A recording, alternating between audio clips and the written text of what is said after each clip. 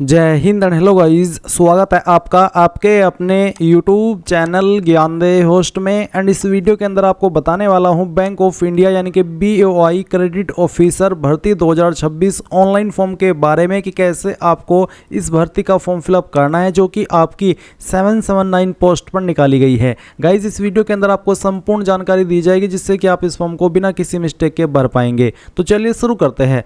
अगर आपने अभी तक वीडियो को लाइक शेयर नहीं किया हो तो कर दे और चैनल को सब्सक्राइब करके बेल आइकन ऑन कर ले। इसके बाद जो लिंक वीडियो को डिस्क्रिप्शन में दिया आप ओपन करेंगे, आपके सामने इस वैकेंसी की पूरी जानकारी आ जाएगी। यहां पर आप देख सकते हैं कि गाइज आप इसमें जो फीस पे करेंगे, जनरल OBC EWS से 850, SC ST से 175 और PH दिव्यांग से 175। फॉर्म आप लोग जैसे कि मैंने आपको बताया कि 30 जून 2026 से लेकर के 20 जुलाई 2026 तक भर पाएंगे। फिर आप देखेंगे कौन सी स्ट्रीम में कितनी वैकेंसी निकाली है, जैसे कि credit officer GBO stream MMGS second. इस पर अप्लाई करने के लिए bachelor degree in any stream, यानी कि किसी भी स्ट्रीम में अगर आप जनरल OBC है, माफ़ी चाहूँगा, अगर आप जनरल है तो आपकी 60% के साथ में हो। एंड अगर आप SC ST OBC PH है तो फिर जो आपकी ग्रेजुएशन है वो आपकी 55% के साथ में पास होनी चाहिए। इसी प्रकार से बाकी दो अन्य स्ट्रीम पर क्या क्वालिफिकेशन चाहिए वो भी यहाँ पर आपको दी गई है। इसके अलावा आप यहाँ पर इसमें एज लिमिट देखेंगे, ये पोस्ट वाइज वेरी करेगी। इसके अलावा आप यहाँ पर सिलेक्शन प्रोसेस देखेंगे किस तरह से होगा।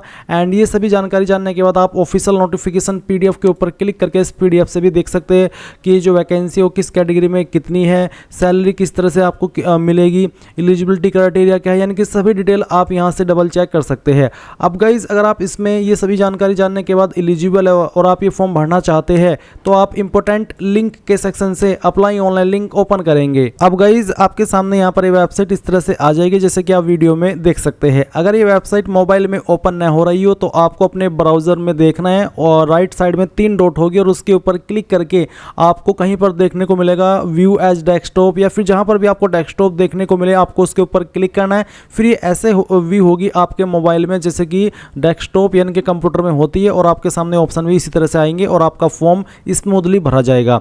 अब यहां पर आप करेंगे क्या अप्लाई करने के लिए, तो आप click here for new registration इसके ऊपर क्लिक करेंगे। देन आपके सामने यहां पर इस तरह का इंटरफेस आ जाएगा। अब सबसे पहले आपको आपका फर्स्ट नेम डालना है आपके 10th के सर्टिफिकेट के अकॉर्डिंग। उसके बाद में उसको दोबारा डाल करके वेरीफाई करना है। अपना मिडिल नेम डालना है, नहीं है तो खाली छोड़ देंगे। फिर लास्ट नेम डालेंगे, लास्ट नेम को भी दोबारा डाल करके वेरीफाई कर देंगे। इसके बाद आपका मोबाइल नंबर डालेंगे 10 डिजिट का और उसको दोबारा डाल करके वेरीफाई करेंगे। अल्टरनेटिव नंबर के अंदर अगर आप कोई और नंबर यूज करते तो वो यहाँ पर डाल देंगे, नहीं तो आप चाहते इस ऑप्शन को खाली छोड़ सकते हैं। फिर आपको आपकी ईमेल आईडी यहाँ पर डालनी है और @ से पहले उसमें जो कुछ भी आता है सिर्फ वही आपको यहाँ पर टाइप करना होगा। उसके बाद डोमेन नेम्स पर क्लिक करके सेलेक्ट करना है कि आपकी ईमेल किस डोमेन पर है। जैसे कि मेरी gmail.com है तो मैं यहाँ पर gmail.com सेलेक्ट कर लूँगा। अब आप यहाँ पर कन्फर्म ईमेल आईडी के अंदर कंप्लीट ईमेल आईडी डाल देंगे, कोई डोमेन नेम सेलेक्ट करने की आवश्यकता नहीं है। और उसके बाद सिक्योरिटी कोड डाल करके सेव एंड नेक्स्ट के ऊपर क्लिक करेंगे। अब आप यहां पर देखेंगे कि आपके सामने OTP वेरिफिकेशन का पेज आ चुका है और आपका रजिस्ट्रेशन कंप्लीट हो चुका है। तो आप क्या करेंगे, ये सिक्योरिटी कोड डालेंगे जो यहां पर आपको नीचे डिस्प्ले पर शो हो रहा हो, और इसको डालने के बाद में आप सबसे पहले मोबाइल नंबर वाला OTP भेजेंगे। तो आप सेंड OTP इसके ऊपर क्लिक कीजिए। देन गाइज आपको यहां पर आपके नंबर के ऊपर एक OTP सेंड कर दिया है, वो OTP आपको यहां पर डाल देना है। और मैं चलिए आपको दिखाता हूं OTP डाल करके। जैसे ही आप यहाँ पर OTP डालेंगे और वेरीफाई OTP इसके ऊपर क्लिक करेंगे तो आपका OTP यहाँ पर वेरीफाई हो जाएगा। अब आपको सेम तरीके से अगेन ये जो सिक्योरिटी कोड है वो यहाँ पर डालना है, और इसको डालने के बाद में आप यहाँ पर सेंड OTP इसके ऊपर क्लिक करेंगे। फिर आपको आपकी ईमेल के ऊपर भी OTP सेंड किया जाएगा, वो OTP आप यहाँ पर डालिए और वेरीफाई OTP के ऊपर क्लिक करके इसको भी वेरीफाई कर दीजिए। इसके बाद गाइज आप यहाँ पर नीचे की तरफ आएंगे और आपका जो फोटो है वो अपलोड करेंगे। फोटो का साइज 20 से 50 KB के बीच में होना चाहिए। तो आप यहाँ पर एक बार जो गाइडलाइंस है इसको ओपन करके PDF में देख सकते हैं कि कितना साइज रहना चाहिए, कितना पिक्सल रहना चाहिए, ये सब चीज़ें यहाँ पर आपको दी गई है। अगर आपको कहीं पर कोई एरर आए तो एक बार इनको देख लेना। अब आप ब्राउज इसके ऊपर क्लिक कीजिए एंड इसके बाद में जहाँ पर भी आपकी फ़ोटो फाइल है वो आपको सिलेक्ट कर लेनी है। उसके बाद में इसको यहाँ पर ओपन करना है। ओपन करने के बाद आपकी फाइल यहाँ पर आ जाएगी। इसके बाद गाइज आप यहाँ पर आपका लाइव फोटो कैप्चर करेंगे। अगर आप इसको मोबाइल से करना चाहते तो आप ये QR कोड को स्कैन करके मोबाइल से कर सकते हैं। एंड अगर आप अपने कंप्यूटर से करना चाहते हैं तो आप यहाँ पर कैप्चर फोटो इसके ऊपर क्लिक कीजिए। यहाँ पर आपका जो कैमरा है वो ऑन हो जाएगा, आप कैप्चर इसके ऊपर क्लिक कर दीजिए और सेव कर दीजिए। देन आपका फोटो यहाँ पर आपको शो होने लगेगा। इसके बाद नीचे की तरफ आएंगे और फिर यहाँ पर आपको I confirm that this is my valid photo, आप इसके ऊपर टिक करेंगे। एंड इसके बाद यहाँ पर आपको सिग्नेचर अपलोड करना है तो ब्राउज के ऊपर क्लिक कीजिए। सिग्नेचर का साइज़ 10 से 20 KB के बीच में रहना चाहिए। अगर इतने साइज में नहीं होगा तो एरर आता रहेगा, अपलोड नहीं होगा। फाइल सेलेक्ट कीजिए, फाइल अपलोड आपकी हो जाएगी। और गाइज अगर यहाँ पर करप्टेड इमेज फाइल का कुछ करके एरर आ रहा है, जैसे कि आप वीडियो में देखा मेरे सामने भी आया, तो आपको यहाँ पर दिए गए इंस्ट्रक्शंस के अकॉर्डिंग अपनी फाइल को बनाना है, फिर आपके सामने ये एरर नहीं आएगा। इसके बाद आप यहाँ पर नेक्स्ट के ऊपर क्लिक कर देंगे। गाइज अब आपके सामने आपकी फॉर्म की जो बेसिक डिटेल है वो आएगी। तो पहले आपको सेलेक्ट करना है कि आपको किस पोस्ट पर अप्लाई करना है। इसमें अलग अलग डिसिप्लिन है, पोस्ट एक ही है, तो जिस पर भी अप्लाई करना है वही आप सेलेक्ट कर लीजिए। कास्ट कैटेगरी आपकी क्या है, जो भी है इनमें से वही आप सेलेक्ट कर लेंगे। इसके बाद यहाँ पर आपसे पूछा कि क्या आप विकलांग और आपकी विकलांगता 40% या उससे ज़्यादा है।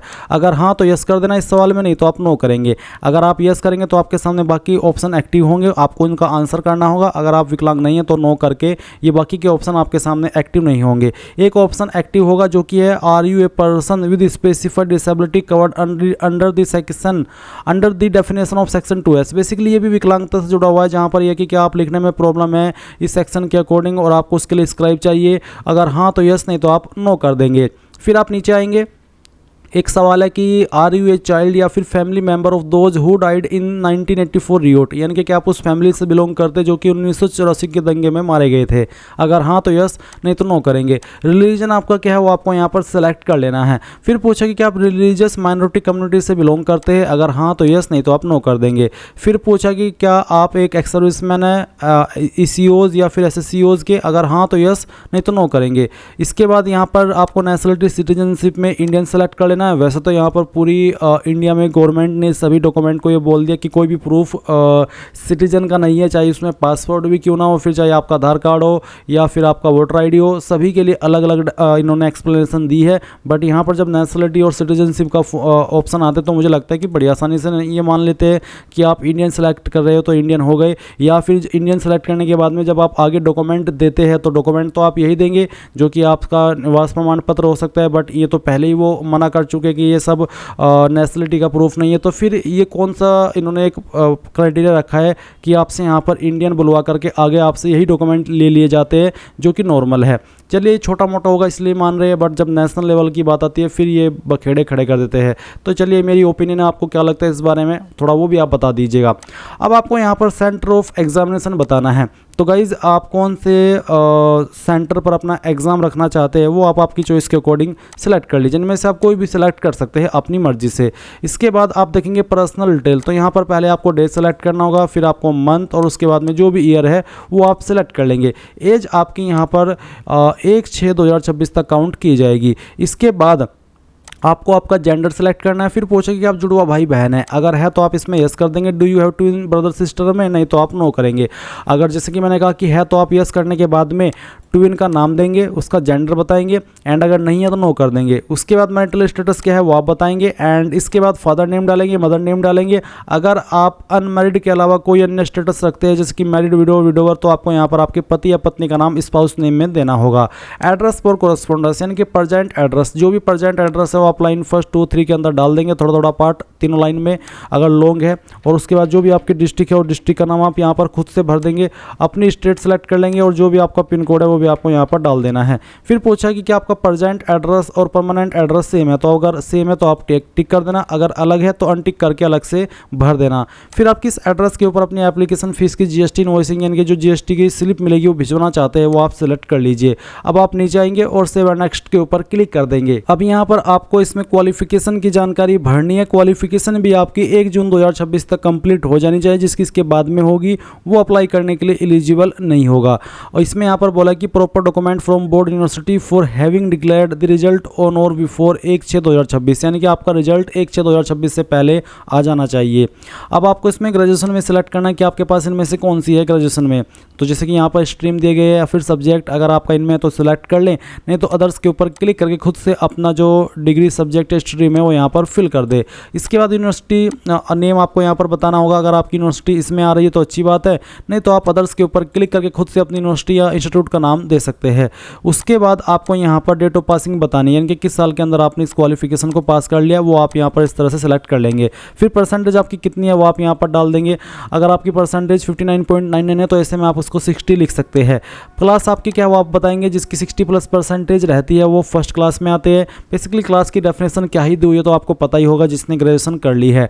अब आपको यहाँ पर पोस्ट ग्रेजुएशन की जानकारी देनी है, जो कि आप सेम तरीके से देंगे, यानी कि अगर आपने ग्रेजुएशन की है तो आप इसकी जानकारी भर सकते हैं, नहीं की है तो आप इसको खाली छोड़ सकते हैं, क्योंकि अप्लाई करने के लिए ग्रेजुएशन कंपलसरी मांगी है, पोस्ट ग्रेजुएशन नहीं। प्रोफेशनल क्वालिफिकेशन है कोई तो उसकी जानकारी भी भर सकते हैं, नहीं तो आप नीचे की तरफ आएंगे। फिर आपसे पूछा है कि क्या आपके पास 3 ईयर पोस्ट क्वालिफिकेशन एक्सपीरियंस है as an officer, out of which 2 year experience should be in processing of MSME credit, commercial credit, project finance, mid and large credit in scheduled या फिर scheduled commercial banks, financial institutions, NBFC। क्या आपके पास है qualification complete करने के बाद में 3 साल का एक्सपीरियंस, जिसमें कि 2 साल का एक्सपीरियंस आपका इनमें होना चाहिए, जो यहाँ पर मेंशन किए गए। अगर हाँ तो यस, अगर नहीं तो आप नो भी कर सकते हैं। इसके बाद आप यहाँ पर देखेंगे, इसमें अगर आप यस करेंगे तो आपको एक्सपीरियंस की जानकारी भी भर देनी होगी, जिसमें कि बताएंगे अगर आप प्रेजेंटली काम करें तो यस, नहीं तो आप नो कर देंगे। फिर यहाँ पर नेम ऑफ द एम्प्लॉयर के अंदर आप उस जगह का नाम देंगे या उस बंदे का नाम जहाँ पर आपने जॉब की है, वो चाहे कोई सी भी इंस्टीट्यूट है या फिर कोई इंडिविजुअल है, आप उसका नाम यहाँ पर देंगे। डेजिग्नेशन किस पोस्ट पर आकर के काम किया वो बताएंगे, किस डेट में ज्वाइन किया था, कब तक किया था, नेचर ऑफ ड्यूटीज़ यानी कि मेन काम क्या थे वो आप बताएंगे, और क्यों आपने जॉब छोड़ी इसका कोई भी रीज़न आप यहाँ पर दे देंगे। इसके बाद नीचे की तरफ यहाँ पर देखेंगे describe about experience portfolio handled.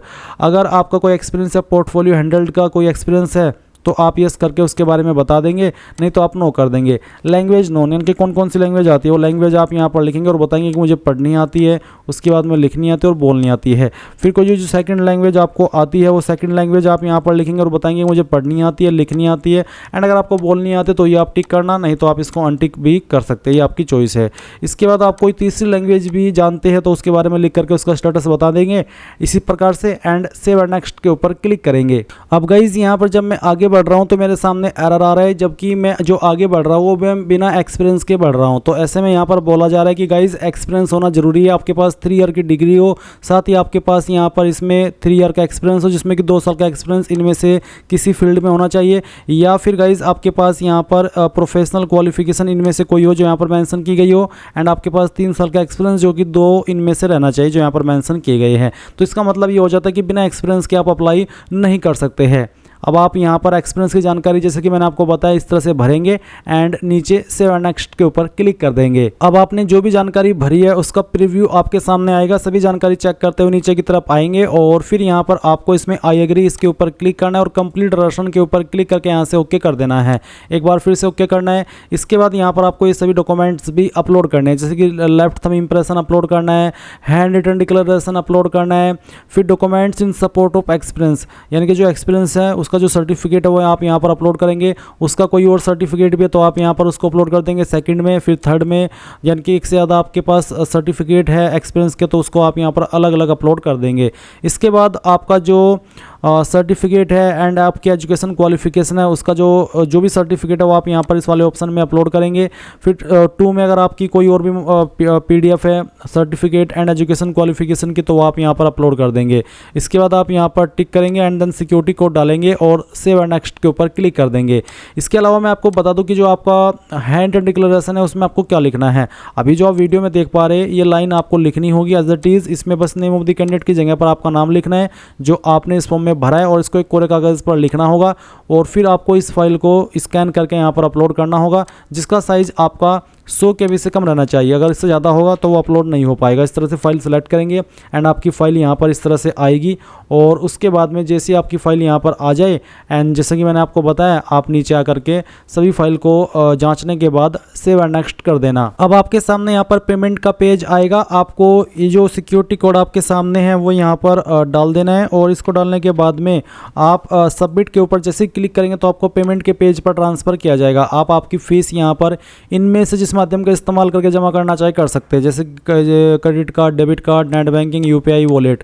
तो जिस भी माध्यम से करना है वही आप सेलेक्ट कर लीजिए और फिर अपना फ़ी पेमेंट कर दीजिए। जैसे ही आपका फ़ी पेमेंट हो जाएगा तो ऑटोमेटिकली आपको इसी वेबसाइट पर रिडायरेक्ट किया जाएगा जहाँ से आपने फॉर्म फिल करना स्टार्ट किया था, और आप अपने फॉर्म का फाइनल प्रिंट आउट ले पाएंगे। एंड इस तरह से आप लोग bank of India credit officer online form 2026 भर पाएंगे। आई होप ये प्रोसेस आपको पसंद आया होगा। तो sir thanks for watching and जय हिंद।